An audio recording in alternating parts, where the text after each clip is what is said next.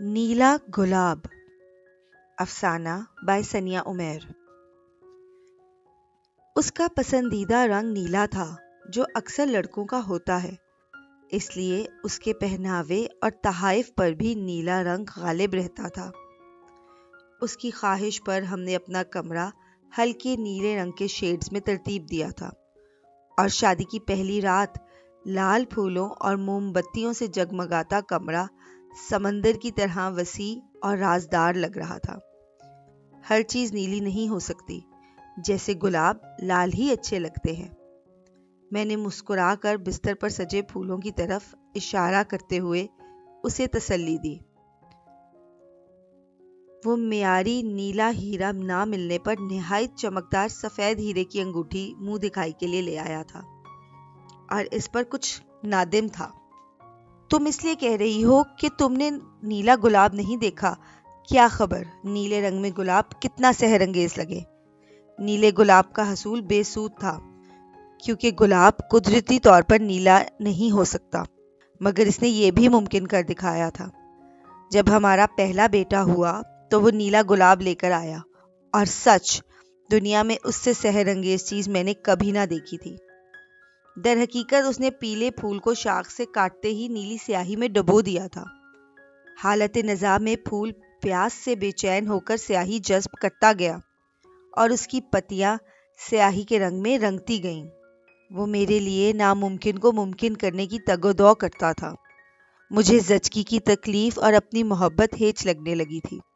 سن rise, میں نے زرد اور نیلے پتیوں والے پھول کو سمندر پر طلوع ہونے والے سورج سے تشبیہ دی۔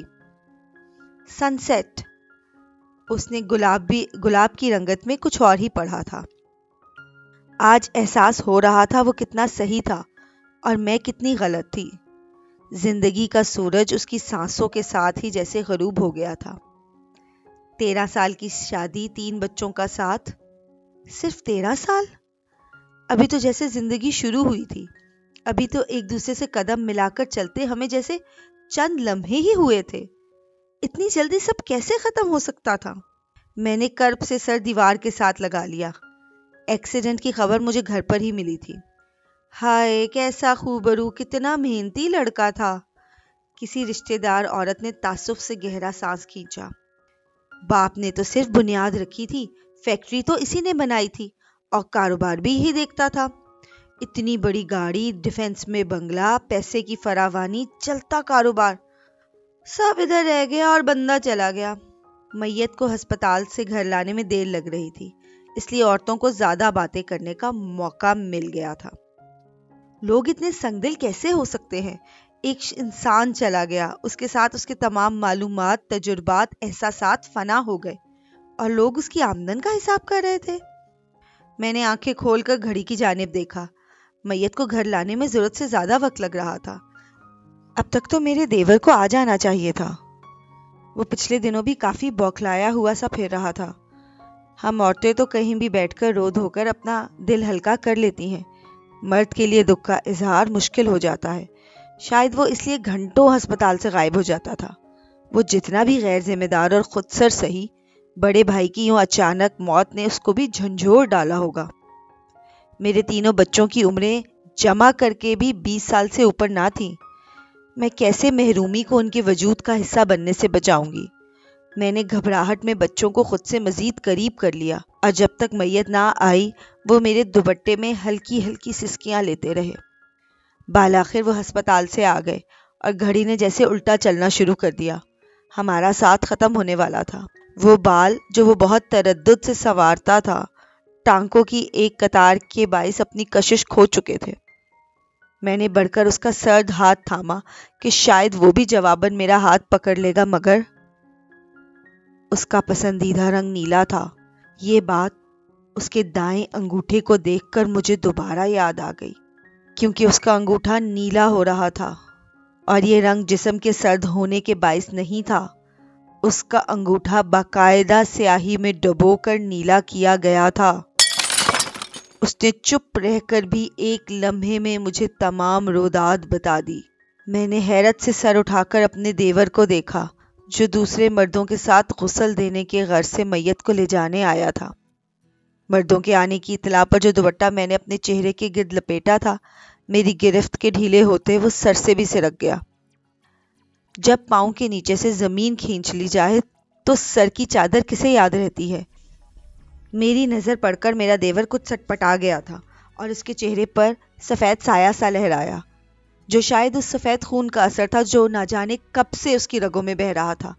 اچھا، تو اس لیے وہ ہسپتال سے غائب ہوتا تھا۔ وہ جائیداد کے کاغذات بنوا رہا تھا اور میت کو گھر لانے میں بھی اس لیے اتنی دیر ہوئی۔ اس نے کاغذات پر انگوٹھے لگوا کر سب کچھ ہتھیا لیا تھا۔ میں نے بغور اس کے شفاف چہرے کو دیکھا۔ اس نے نظر چرا لی۔ میری آنکھوں میں تھوڑی دیر پہلے جہاں جل تھل تھا وہاں آگ بھڑکنے لگی۔ میں چاہتی تو اٹھ کر اس کا گریبان پکڑتی، پولیس بلواتی، اس کا مکروہ چہرے کو بے نقاب کرتی، مگر مجھے اپنے شوہر کی آخری رسومات کا احترام تھا۔ میں خود کو اس درجے پر نہیں گرانا چاہتی تھی۔ اپنے ضبط اور اس کی دھوکے بازی کو اس وقت آزما کر میں اپنے مرحوم شوہر کی میت کو رسوا نہیں کر سکتی تھی۔ یہ فیصلہ میں نے بے بسی میں نہیں کیا تھا۔ اس صورتحال نے مجھے بہت مضبوط بنا دیا تھا، کیونکہ میں جانتی تھی نیلے آسمان پر بیٹھا رب سب کچھ دیکھ رہا ہے اور وہی سب سے بڑا منصف ہے۔ میرا دیور میرے سر سے چھت چھین سکتا ہے، اللہ کی دی ہوئی زمین نہیں۔ کاروبار ہتھیا سکتا ہے، ہماری آمدن بند کر سکتا ہے، اللہ کا مقرر کیا ہوا رزق نہیں۔ میں حلال کا سوکھا لقمہ بھی بچوں کو کھلاؤں گی تو ان کے جسم میں من و سلوہ بن کر اترے گا، اور وہ حرام کی پرتکلف طعام سے اپنے ہی ہاتھوں اپنی آخرت گوائے گا۔ قسمت میں دھکے بھی لکھے ہوں گے تو وہ دھکے کھا کر میں رات کو گہری نیند تو سوؤں گی، جبکہ وہ خواب آور گولیاں نگل کر بھی پرسکون نیند کو ترسے گا۔ مجھے یقین تھا اس کا پسندیدہ رنگ نیلا تھا اور وہ جاتے جاتے مجھے نیلے آسمانوں والے کے سپرد کر گیا۔ میں جانتی تھی مجھے اپنے ارد گرد یا نیچے نہیں دیکھنا، مجھے سر بلند کر کے صرف اس نیلے آسمان والے کو پکارنا ہے، کیونکہ وہی کارساز کافی ہے۔ میں دوپٹہ درست کر کے پلٹ گئی۔ دوسرے دن اسی صحن میں ایک اور لاش رکھی تھی، اور جس کا صرف انگوٹھا نہیں بلکہ پورا جسم نیلا ہو چکا تھا۔ مجھے خبر نہیں، سب کہہ رہے تھے قبرستان میں کسی سانپ نے ڈس لیا اسے۔ میرا دیور اپنا نیل و نیل وجود لیے دوسرے دن اپنے بڑے بھائی کے پہلو میں دفن ہوا۔